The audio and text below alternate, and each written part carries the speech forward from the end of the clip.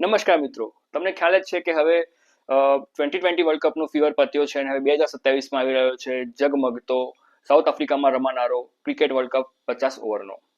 મિત્રો, એના માટે ટીમ ઇન્ડિયાએ બરોબર કમર કસવાની શરૂઆત કરી નાખી છે અને અફઘાનિસ્તાનની જે સિરીઝ થઈ રહી છે એમાં તમે જોઈ જ રહ્યા છો કે જે પ્રમાણેના ચેન્જીસ થઈ રહ્યા છે, જે પ્રમાણે નવા પ્લેયર્સને ટ્રાય કરવામાં આવી રહ્યા છે, એક પૂલ બનાવવામાં આવી રહ્યું છે 30 પ્લેયરોનું. અને ક્યાંક ને ક્યાંક એવું લાગે છે કે આ વખતે 50 ઓવરનો વર્લ્ડ કપ પણ ગમે તે રીતે જીતવો જ છે બોસ.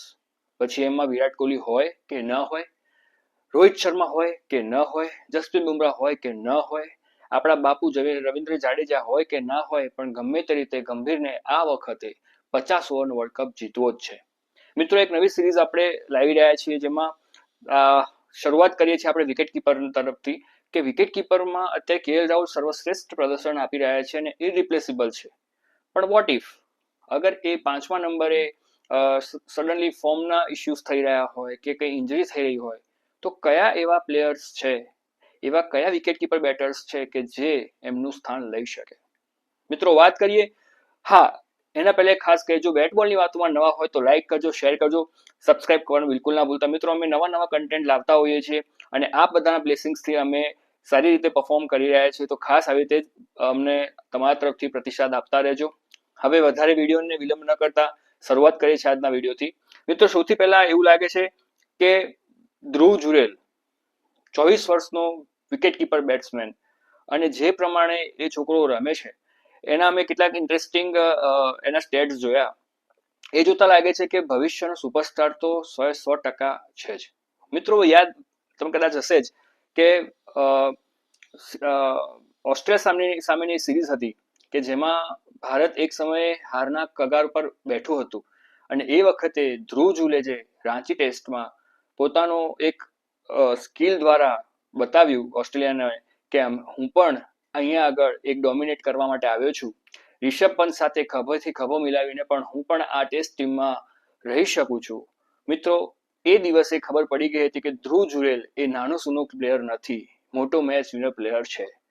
અને મિત્રો, આવા પ્લેયર ફક્ત 24 વર્ષની ઉંમર હોય અને એ ટીમની બહાર હોય તો બોસ આપણે શું કહી શકાય? એનો મતલબ એવું નથી કે કેએલ રાહુલને આપણે બહાર મૂકી દઈએ, પણ મિત્રો, ધ્રુવ જુરેલની તમે સ્ટ્રાઇક રેટ, તમને ઇન્ટરેસ્ટિંગ ફેક્ટ્સ બધા કહું છું. એમણે ફર્સ્ટ ક્લાસમાં 34 મેચમાં 51 ઇનિંગ્સમાં 2330 રન માર્યા છે. 249 એમના હાઈએસ્ટ સ્કોર છે અને 52.95 એટલે કે 53 એની એવરેજ છે બોસ. 53 ની એવરેજ, વાવ. અને વાત કરીએ લિસ્ટ ડેમાં, તો લિસ્ટ ડેમાં ફક્ત 17 મેચ જ રમ્યા છે, પણ 17 મેચમાં એવરેજ છે 74ની, 74 ની એવરેજ છે અને એને સ્ટ્રાઇક રેટ છે 113નો. 113નો સ્ટ્રાઇક રેટ એટલે શું કીધું બોસ, સેલ્યુટ છે. 2020માં પણ એમણે 72 મેચમાં 1299 એટલે કે લગભગ 1300 રન માર્યા છે. 28ની એવરેજ છે, પણ સ્ટ્રાઇક રેટ છે 146. એ ન ભૂલવું જોઈએ કે 2020માં એ ત્રીજા નંબરે આવીને મારામારી જ કરવાનું કામકાજ કરે છે, છતાં પણ આટલો સ્ટ્રાઇક રેટ એટલે બહુ જ સારું કહેવાય. મિત્રો, સદીની વાત કરીએ તો લિસ્ટમાં એમણે 2 સદી અને 6 અડધી સદી મારી છે. ફક્ત 17 મેચમાં તમે જોવા જાઓ તો ઓલમોસ્ટ 8 મેચ એટલે કે 50% મેચમાં તમને 50 અને 100 છે, તો એનું ડોમિનેશન કેવું જોરદાર હશે. ફર્સ્ટ ક્લાસમાં જોવા જઈએ તો 14 50 અને 5 100 છે, અને 2020માં હજી સુધી ક્યારેય 100 નથી મારી શક્યા, પણ 50 એમણે સારી એવી 10 જેવી મારી છે. દોસ્તો, સખત ટેલેન્ટ કહેવાય. અને એમના જે લેગમાં જે શોટ મારે છે એક્સલન્ટ રીતે મારતા હોય છે. તમને એવું લાગે કે આમ એકદમ આકર્ષણીય હોય છે, તમને લાગે કે ના બોસ આ પ્યોર ટેકનિકલ બેટ્સમેન છે. મને કેમ ડાઉટ લાગે છે કે ધ્રુવ જુરેલ ન આવી શકે, એ હું તમને છેલ્લે કહીશ. આપણે પહેલા સ્ટેપ બાય સ્ટેપ બધા જેટલા પણ પ્રોબેબલ્સ છે એમનું આપણે રાખશું. પછી સેકન્ડ નંબર આવે છે, ઓલરેડી અત્યારે છે ઈશાન કિશન, એક stand out batsman, stand out wicket keeper, lefty, અને દરેક ક્રમે ફ્લોટર તરીકે રમી શકે એવો player. Opening, one down, fourth, fifth, even 6 સુધી પણ રમી શકવાની શક્યતાઓ એના કેસમાં હાજર છે. તો એક રેડીમેડ લેફ્ટ હેન્ડર કેએલ રાહુલનો કોઈ કહી શકાય તો મને ઈશાન કિશન ઉપર ભરોસો ગૌતમ ગંભીરનો વધારે લાગે છે. સેકન્ડ થિંગ આપણે જણાવીએ તો એમને ઈશાન કિશને લગભગ તમને 2020માં જોવા જઈએ તો 45 2020માં 103 મેચમાં 103 એમના હાઈએસ્ટ સ્કોર છે, 1328 રન એમણે ટોટલ માર્યા છે અને 150ની સ્ટ્રાઇક રેટ છે. અને વન ડે મેચીસમાં ઇન્ટરનેશનલની વાત કરું છું, વન ડે મેચીસમાં 1092 રન માર્યા છે, 210 આઈ થિંક એમણે બાંગ્લાદેશ સામે માર્યા હતા, 210 રન એમના હાઈએસ્ટ સ્કોર છે, બરાબર, ડબલ સેન્ચુરી વાળો વ્યક્તિ છે, 45ની એવરેજ છે અને 100ની સ્ટ્રાઇક રેટ છે. ટેસ્ટમાં પણ એ આઈ થિંક વેસ્ટ ઇન્ડિઝ સામેની સિરીઝમાં એક વખત રમ્યા હતા, એમાં 3 ઇનિંગમાં એમણે 52 રન હાઈએસ્ટ સ્કોર છે, 78ની એવરેજ છે. હવે ડોમેસ્ટિક તરફ આપણે પ્રયાણ કરીએ તો ડોમેસ્ટિક 100% 2020માં એટલું આકર્ષક નથી, પણ as a wicket keeper batsman જે 6-7મા નંબરે આવતા હોય એવા પ્લેયર તરીકે એમનો ફર્સ્ટ ક્લાસનો રેકોર્ડ કાઢી નાખાય એવો તો નથી જ. વાત કરીએ એમની 64 ફર્સ્ટ ક્લાસ મેચમાં 3893 રન છે, 273 એમનો હાઈએસ્ટ સ્કોર છે અને 40ની એમની એવરેજ છે. લિસ્ટ એમાં સેમ 119 મેચમાં 4182 ટોટલ એમના રન છે, 40ની એવરેજ છે અને 99.73 એટલે કે ઓલમોસ્ટ 100ની રેટ સાથે સ્ટ્રાઇક રેટ સાથે રમતા હોય છે. મિત્રો, આ ઈશાન કિશન ઉપર ભરોસો કેમ વધારે છે?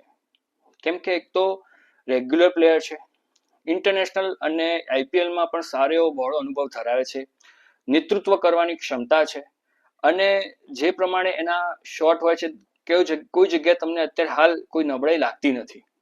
એટલે કદાચ ફ્લોટર તરીકે પણ યુઝ કરવો હોય તો Ishan Kishan is the first choice wicket keeper batsman according to me for Gautam Gambhir and Shubman Gill, કે જે ઓપનિંગ પણ કરી શકે, વન ડાઉન પણ કરી શકે, ચોથા નંબરે પણ કરી શકે, 5મા નંબરે પણ કરી શકે. યાદ કરજો એશિયા કપની એ જબરજસ્ત રમાયેલી મેચ જ્યાં એક સમયે 3 થી 4 વિકેટો પડી ગઈ હતી અને એવા સમયે કેએલ રાહુલ અને ઈશાન કિશને જે પાકિસ્તાનને ગમરોળ્યું છે, એ જોતા એવું લાગે કે ઈશાન કિશન એ લાંબી રેસનો ઘોડો 100% છે. મિત્રો, હવે જે વ્યક્તિનું નામ દઈશ ને એ તમને એવું લાગશે કે યાર કેમ આ વ્યક્તિ આ ટીમમાં નહીં, આ પ્લેયર આ ટીમમાં કેમ ના હોઈ શકે? જો ટેસ્ટમાં આટલું સરસ પરફોર્મન્સ આપી શકે છે તો એવી કઈ સ્કિલ એનામાં રહી જાય છે કે એ આ વન ડે ટીમમાં કે 2020 ટીમમાં નથી મળતો? વાત કરીએ આપણા ભૂતપૂર્વ ઉપકપ્તાન રિષભ પંતની. દોસ્તો, છોકરો એકદમ ઇનોસન્ટ લાગે અને જ્યારે મારવા વાળી આવે ત્યારે કોઈનું ના જોવે, કોઈ બેટ્સમેન એના આગળ એને તોલે ના આવે જે પ્રમાણે એનો શોટિંગ રેન્જ રમાતી હોય. પણ મિત્રો, એક વસ્તુ નોટિસ કરી છે, જ્યારથી એને એક્સિડન્ટનું જે ઇસ્યુ થયો ને એ પછી એનું ફોર્મ 2020 અને વન ડેમાં ક્યાંક ને ક્યાંક ડિસ્ટર્બ થયું જ છે. ઘણી વખત એવું લાગે છે કે કન્ફ્યુઝ છે કે હું કેવી રીતે મારી જાતને એક્ઝિક્યુટ કરું. આટલું બધું ટેલેન્ટ ભરેલું હોવા છતાં પણ એ વ્યક્તિ અત્યારે હાલ વન ડે અને 2020 થી આઈ થિંક આ મેં તમને જે 4 નામ કીધા ને એમાં ચોથા નંબરે કદાચ આમનું નામ રિષભ પંતનું હોઈ શકે. એમના આપણે સ્ટેટસ જોઈએ છીએ, રિષભ પંત નું સ્ટેટસ જોતા એવું દેખાય કે આ પ્લેયર કેમ આ ટીમમાં નથી. મિત્રો, વાત કરીએ 230 2020 ટોટલ રમાય છે, એમાં 5603 એમના ટોટલ રન છે, 144ની સ્ટ્રાઇક રેટ છે અને 31.12ની ફક્ત એવરેજ છે. મિત્રો, લિસ્ટની વાત કરીએ 74 મેચમાં 135 રન છે, 32ની એવરેજ છે, 100નો સ્ટ્રાઇક રેટ છે. આ બંને વસ્તુ જ એમને ખલેલ કરી રહી છે. મિત્રો, એવરેજ તમારી એક એવી હોવી જોઈએ કે જેનાથી તમને કોન્ફિડન્સ ગેઇન થાય. તમારા જોડે એવા રન હોવા જોઈએ કે જેથી તમે તમારું રેકોર્ડ બોર્ડ બતાવી શકો સિલેક્ટર્સને કે ભાઈ મને તમારે લેવો જ પડશે. તમે આટલું ટેલેન્ટ નથી ભરપૂર હોય અને ફક્ત તમે ટેસ્ટમાં જ રમતા હોય કે જે હાર્ડલી વર્ષમાં ઇન્ડિયા 5 કે 7 ટેસ્ટ રમતું હોય અને આવો પ્લેયર બહાર બેઠો હોય, દુઃખ થાય કે એને કંઈક ને કંઈક કરવું જોઈએ, કાં તો યુવરાજ સિંહ જેવા મેન્ટરને પકડવા જોઈએ અને પોતાની ખૂબીઓ ક્યાં રહી જાય છે એ ખૂબીઓથી બહાર આવી અને એક્સપ્લોર કરવું પડશે. બાકી આવો પ્લેયર વેડફાઈ જાય, કેમ કે તમે ટેસ્ટમાં જુઓ અત્યારે કદાચ આપણી ઇન્ડિયાની બેસ્ટ ટેસ્ટ 11 બનાવવામાં આવે ને અત્યાર સુધીની, તો એમાં વિકેટ કીપર તરીકે MS ધોની નહીં પણ વિકેટ કીપર તરીકે રિષભ પંત જ આવશે. કોમેન્ટ કરીને ખાસ કહેજો કે મારી આ વાતથી તમે લોકો સમજ છો કે નહીં. બેટબોલની વાતો તરફથી આપણે બધા આપણા વ્યુઅર્સ રિષભ પંતને બેસ્ટ વિસીસ કહે છે કે તમે જલ્દી વન ડેમાં અને T20માં આવો, કેમ કે કદાચ વર્લ્ડ કપના જેટલા પણ આ પ્લેયર્સ મેં તમને કીધા ને એમાંથી સૌથી હાઈએસ્ટ ચાન્સીસ આપવામાં આવ્યા હોય ને તો એ રિષભ પંત છે. રિષભ પંતને 31 એને ઓડીઆઈસ આપવામાં આવી છે, 33ની માત્ર સ્ટ્રાઇક રેટ છે, 33ની માત્ર એવરેજ છે, 100ની એમનો સ્ટ્રાઇક રેટ છે. મિત્રો જસ્ટિફાય નથી થતું. એની સામે ટેસ્ટ જોવા જઈએ તો 50 ટેસ્ટમાં 3557 રન છે, 43થી 44ની એવરેજ છે અને મેચ વિનર પ્લેયર છે. 6-7મા નંબરે આવીને મિડલ ઓર્ડર અને લોઅર ઓર્ડર સાથે રમીને એ આખી મેચ પૂરી કરી નાખે છે. અને એ વ્યક્તિ વન ડેમાં હજી 1000 રન પણ પૂરા નથી કરી શકતો. મતલબ કેટલું કમનસીબ કહેવાય. કમનસીબની વાત કરીએ તો એમાં બીજા એક પ્લેયરનો એડ કરું છું, જે ઓલવેઝ ઉંમર છે એમની 31 વર્ષ, આઈ થિંક 22 કે 23 વર્ષની ઉંમરે એમણે ડેબ્યુ કરી નાખ્યું હતું. 10 થી 12 વર્ષની એમની કેરિયર થઈ ગઈ છે, પણ છતાં પણ હજી માત્ર મેચ એમની બોલાય છે ફક્ત 16. એ જે પ્લેયર ખરો એટલો ટેલેન્ટેડ પ્લેયર છે કે જ્યારે આવે છે ત્યારે પરફોર્મ કરે છે, પણ છતાંય દેખાતો નથી. મિત્રો વાત કરીએ સંજુ સેમસન, સુપરસ્ટાર પ્લેયર, પણ રમાડો ક્યાં આગળ, કોની જગ્યામાં એને રાખવો એ મોટો સણસણતો જવાબ છે. જોકે એને જ્યાં એને આપવામાં આવી છે જગ્યા ત્યાં તેણે બિચારે પરફોર્મ પણ કર્યું છે.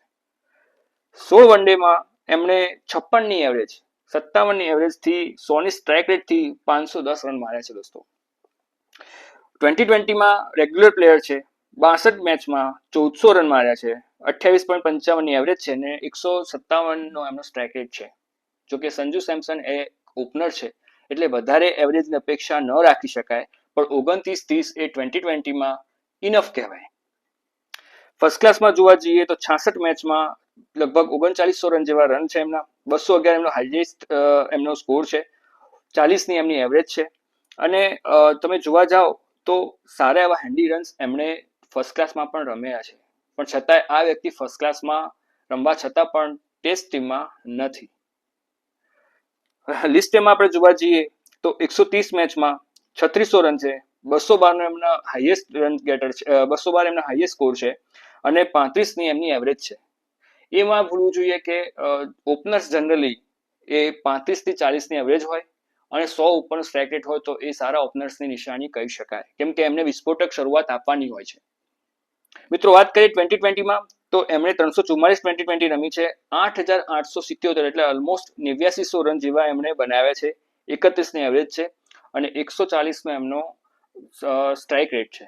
દોસ્તો 140નો strike rate opening batsman third નંબરે ઘણી વખત આવતા હોય છે. એટલે આ જોતા એવું લાગે કે સંજુ સેમસન સાથે પણ ક્યાંક ને ક્યાંક નાઇન્સાફી થઈ એવું લાગે, કેમ કે એ પ્લેયર પણ એવું છે કે મેચ વિનર છે અને T20 વર્લ્ડ કપ જે આપણે જોઈએ છીએ હમણાં જ જે પ્રમાણે ભારત જીતીને આવ્યું છે, આ બે સ્ટાર જ્યારે મળી ગયા આપણને એ જોતા એવું લાગે કે સંજુ સેમસન જેવો પ્રૂવન પ્લેયર, ઇન્ટરનેશનલ એક્સપિરિયન્સ ધરાવતો પ્લેયર અને એ પણ આ ટીમમાં આવવા માટે ફાંફા મારતો હોય તો દોસ્તો કેટલું જબરજસ્ત કોમ્પિટિશન અત્યારે ભારતીય ટીમમાં એક 11 બનાવવા માટે થઈ રહી છે. મિત્રો બીજા નામ તો મેં પ્રભસિમરન એ બધા તો મેં કીધા જ નથી કે જે વિકેટ કીપર એટેકિંગ બેટ્સમેન છે, પણ મિત્રો જે પ્રમાણેની કોમ્પિટિશન છે એ જોતા એવું લાગે છે આ ચાર જે મેં તમને પ્લેયરો કીધા એમાંથી સૌથી પહેલા મને શક્યતા વધારે લાગતી હોય તો ઈશાન કિશનની છે. કેમ કે તમે જોશો તો ફ્રોમ ધ ઓપનરથી લઈ અને 5મા 6ઠા નંબર સુધી કોઈ પણ લેફ્ટી બેટ્સમેન આપણી પાસે નથી અને દરેક ટીમ પાસે એટલીસ્ટ 1 કે 2 લેફ્ટ આર્મ સ્પિનર તો હોય જ છે.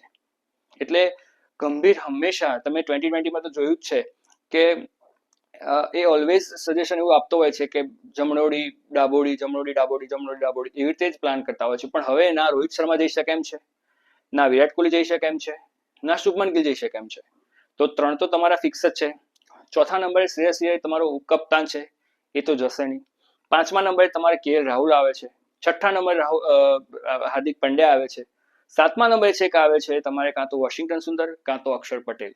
તો મિત્રો ટોપ 6 તમે જોવા જાઓ ને તો કોઈ ઇરિપ્લેસેબલ નથી, પણ આમાંથી આ જે 6 પ્લેયરો કીધા એમાંથી કોઈ વ્યક્તિ ઇન્જર્ડ થાય છે તો મને આ 4 ઓપ્શનમાંથી 2 વિકલ્પ એવા લાગે છે કે ટેકનિકલી એ લોકો પ્લેઇંગ 11માં એઝ એ રિપ્લેસમેન્ટ તરીકે અથવા તો બેકઅપ તરીકે આવી શકે છે. એમાં એક છે વિકેટકીપર બેટ્સમેન ઈશાન કિશન, જે મને 80-90% લાગે છે કે એ તો આવશે જ.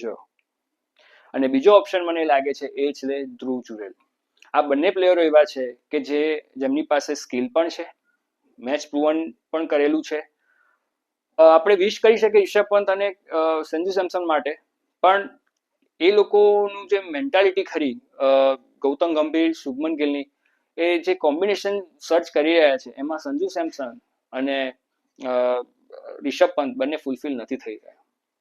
આપણા તરફથી આપણે ચોક્કસથી વિશ કરશું કે અમને પણ એમની બેટિંગ જોવી ગમે છે, પણ અત્યારે જે પ્રકારની પ્રેક્ટિકલ દેખાય છે એ જોતા એવું લાગે છે કે ઈશાન કિશન અને ધ્રુવ જુરેલ બંને બેકઅપ વિકેટ કીપરની રેસમાં આગળ છે. તમારો મત પર ખાસ જણાવજો, અને બેટબોલની વાતોમાં નવા હોય લાઈક કરજો, શેર કરજો, સબસ્ક્રાઇબ કરવાનું બિલકુલ ના ભૂલતા.